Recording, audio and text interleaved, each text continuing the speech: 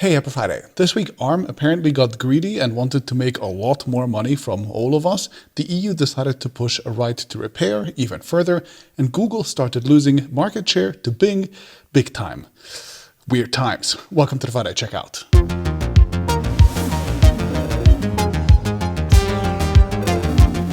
This video was sponsored by Nebula. Okay, this week we had a ton of new device launches, starting with the Oppo Find X6 series. The Pro has really impressive looking triple cameras and high-end specs, but unlike its predecessors, it's sadly not coming to markets outside of China. I guess promoting foldables abroad is enough of a flagship challenge for the company. Anyway, also from China, Huawei launched a ton of wild new products, like the new FreeBuds with a funny looking shape, the Huawei Watch Ultimate, which is the company's take on the Apple Watch Ultra, including even full scuba diving support, and two new phones called the Mate X3 Foldable, which looks insanely slim and is only 10 grams heavier than its non-folding Mate cousins, and the P60 series with these gigantic camera elements and variable apertures, though awkwardly enough, both phones still only have 4G. Ouch. Also this week, Nothing released the Ear 2 earbuds with very slight refinements over its predecessors. Acer apparently got bored of making computers because they unveiled the eBuy e-bike, which, among other things, has a removable battery that you can use as a power bank, and Framework teased its second laptop, elegantly called the Laptop 16, which will be bigger, but just as modular as its predecessor. Beyond hardware, Adobe finally released their own AI image generator called Firefly in beta, with one major difference being that Adobe only used its own images and images that it specifically licensed for this purpose to develop its learning techniques, so artists can't be mad about Adobe and Adobe can't easily be sued. Next, Microsoft released Loop, its clone of Notion, which looks really pretty and comes for free with the right Office subscription, which is something that I bet Notion, as well as antitrust regulators, will absolutely love.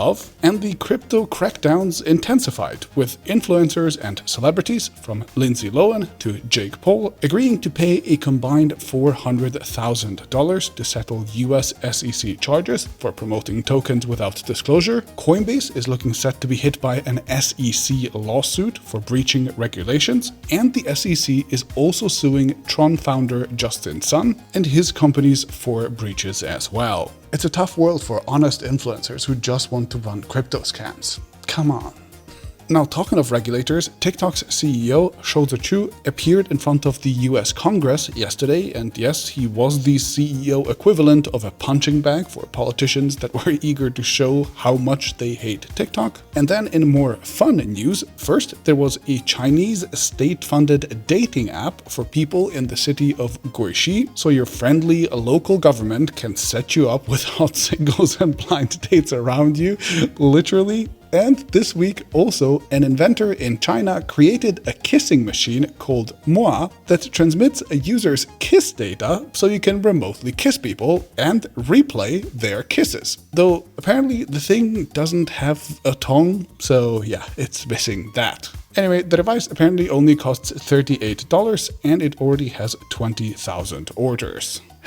Oh, China. Okay, that's it for the brief and for my first proper story of the week. We're going to be talking about the EU moving forward with their right to repair legislation, specifically by trying to make sure that people can get their stuff repaired even after their warranty has expired. So this is a new proposal that would mandate repair support for between 5 and 10 years after a product was sold, and it follows on from a previous EU proposal that came out last year that wants to force goods and products to be designed to be repairable and sustainable in the first place. The new proposal right now specifically targets washing machines, fridges, vacuum cleaners, televisions, and various goods that are deemed repairable, while other electronic items like phones and tablets are to be put on the agenda later. This comes after a survey in Europe has found that the lifespan of stuff like TVs and large appliances has actually decreased in the last few years, which the EU would like to give consumers the option to reverse. And of course, these repairs after the warranty was over would be paid by the consumer, but at least the option would have to be there, which would be a pretty major step forward. Like with their USB-C rules, the details are still being hammered out by the EU, and it will take perhaps 12 months for the proposal to become legally binding. Okay, and for my second story, we have to talk about ARM, which is trying to make smartphones become more expensive because their owner, Softbank, apparently demands it, and things are not looking pretty. So a report from the Financial Times says that ARM, which makes the designs that all other mobile chip companies like Qualcomm and MediaTek use to make their chips, well, that company is about to raise its prices massively. ARM has in the past charged its clients a licensing fee that was a percentage of the final chip's value, but the report claims that going forward it will actually calculate royalties based on the value of the final device instead, and according to the report, they will set these new calculations so that the company earns several times more for each design that it sells. According to a former employee, ARM would, quote, like to get paid more money for broadly the same thing. Customers usually don't like such massive price increases, but ARM is a monopoly, so some of these companies might just have to put up with it anyway, at least for now.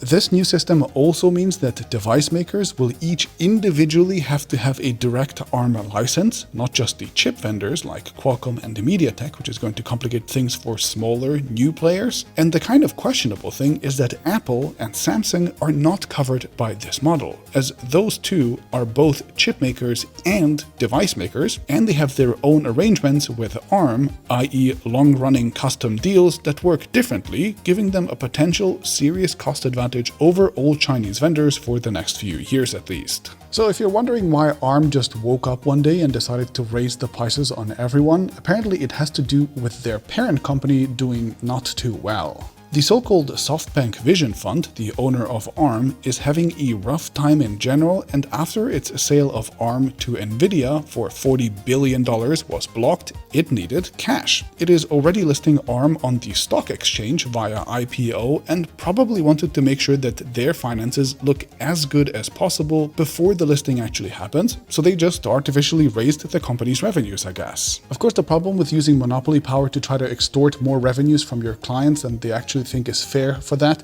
is that on the medium term you might get sued, and on the long term they might actually try to replace you. It takes a while for that to happen, but anyway, by then SoftBank will probably already be gone.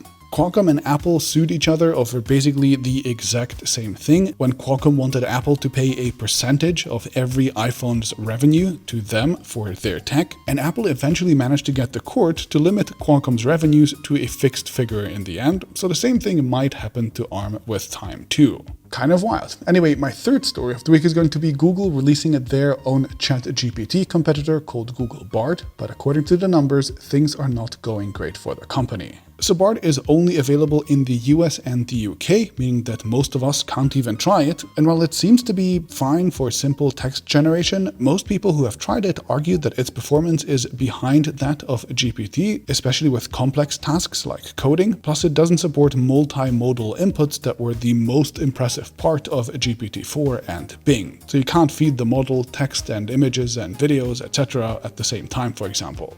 In other words, Bard was not only late, it also seems to be at least a generation behind what the competition has, and Google is already losing market share to Bing in a big way. Reuters reported that Bing app downloads jumped from 100,000 to 810,000 since the launch, while Google actually saw a slight drop, and traffic growth to the websites has also been much faster for Bing since the rollout and has actually remained above that of Google since its big launch. Clearly, Google is still the top dog in search by far, and old habits die hard, so Google has a bunch of time to figure this out, but it's wild to see that the shift is happening in real time and so quickly, and with every percentage points that Google loses to Microsoft, they're losing billions of dollars in revenue, according to Satya Nadella.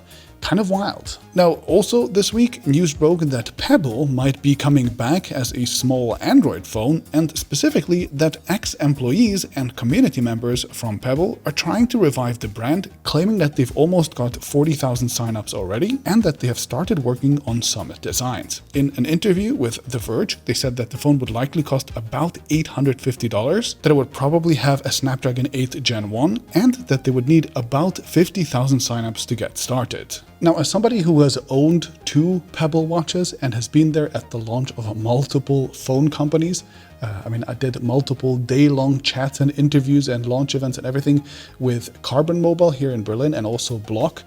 Launching new phone companies is 100% my jam. It's what I care about probably more than anything else in the world, so I have thoughts.